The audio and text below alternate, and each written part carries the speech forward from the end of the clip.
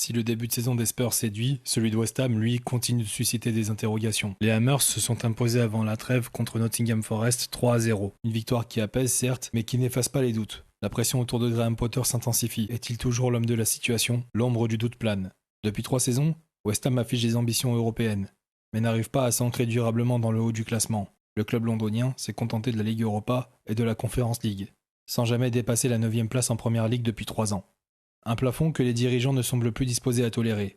En face, Tottenham connaît lui aussi des turbulences internes. Thomas Frank doit composer avec un effectif amoindri. Ragusin, Kulusevski et Maddison sont toujours à l'infirmerie.